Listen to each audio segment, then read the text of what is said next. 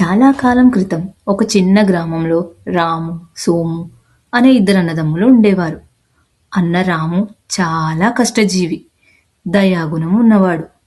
తమ్ముడు సోము మాత్రం ఎప్పుడూ ఇతరుల సంపదను చూసి అసూయపడేవాడు మరియు విపరీతమైన అత్యాశ కలవాడు. రాము తన జీవనోపాధి కోసం ప్రతిరోజు అడవికి వెళ్ళి ఎండిన కొమ్మలను నరికి వాటిని అమ్మి తన కుటుంబాన్ని పోషించేవాడు. ఒకరోజు అతను ఒక పెద్ద నది ఒడ్డున ఉన్న చెట్టుపైకి ఎక్కి కొమ్మలను నరుకుతున్నాడు. అకస్మాత్తుగా అతని చేతిలో ఉన్న ఇనుప గొడ్డలి జారి లోతైన నది నీళ్లలో పడిపోయింది. రాము దగ్గర ఉన్న ఏకైక ఆస్తి ఆ గొడ్డలి మాత్రమే. అది లేకపోతే తను పని చేయలేడు, తిండి దొరకదు. దిక్కుతోచని స్థితిలో రాము నది ఒడ్డున కూర్చొని, దేవుడా, ఇప్పుడు నేనేం చెయ్యాలి అని బాధతో ఏడవడం మొదలుపెట్టాడు. అతని మొర విన్న జలదేవత నదిలో నుండి ప్రత్యక్షమైంది. బాబూ, ఎందుకు అంతలా విలపిస్తున్నావు అని అడిగింది. రాము తన గొడ్డలి నీళ్లలో పడిపోయిందని వివరించాడు. దేవత చిరునవ్వు నవ్వి నీటిలో మునిగి ఒక మెరిసిపోయే బంగారు గొడ్డలిని బయటికి తీసింది. ఇదిగో నీ గొడ్డలి, తీసుకో అంది. రాము ఆ గొడ్డలిని చూసి, లేదు తల్లి, ఇది నాది కాదు, ఇంత విలువైన వస్తువును నేను తీసుకోలేను అన్నాడు. దేవత మళ్ళీ లోపలికి వెళ్ళి ఈసారి వెండి గొడ్డలిని బయటికి తీసింది.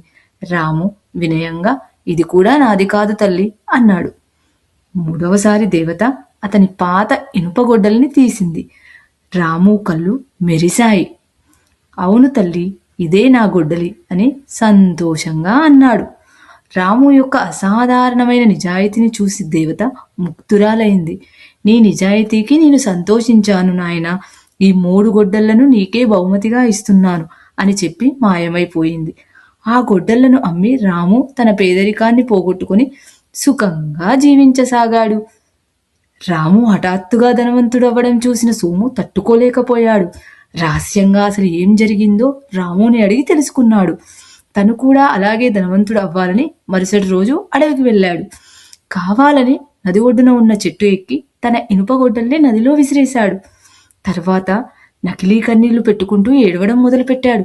దేవత మళ్ళీ ప్రత్యక్షమైంది. ఆమె నీటిలోకి వెళ్ళి ఒక బంగారు గొడ్డల్ని బయటికి తీసి, ఇది నీదేనా అని అడిగింది. సోము కళ్ళలో ఆశ కనిపిస్తూ వెంటనే, అవును అవును, ఇదే నా గొడ్డలి, నేను పొరపాటున దీన్ని పడేశాను అని అబద్ధం చెప్పాడు. సోము చెప్పేది పచ్చి అబద్ధమని దేవతకు వెంటనే అర్థమైంది. ఆమెకు తీవ్రమైన కోపం వచ్చింది. అత్యాశపరుడా, అబద్ధాలతో నన్ను మోసం చేయాలని చూస్తావా అని గద్దించింది. అంతే, దేవత ఆ బంగారు గొడ్డలిని తీసుకుని నీటిలోకి అదృశ్యమైపోయింది. సోముకు అటు బంగారు గొడ్డలి రాలేదు, ఇటు తను పడేసుకున్న ఇనుప గొడ్డలి కూడా దొరకలేదు. చివరికి ఉత్త చేతులతో చేసిన తప్పుకు పశ్చాత్తాపడుతూ ఇంటికి తిరిగి వచ్చాడు. కష్టాల్లో ఉన్నప్పుడు కూడా రాము అబద్ధం చెప్పలేదు.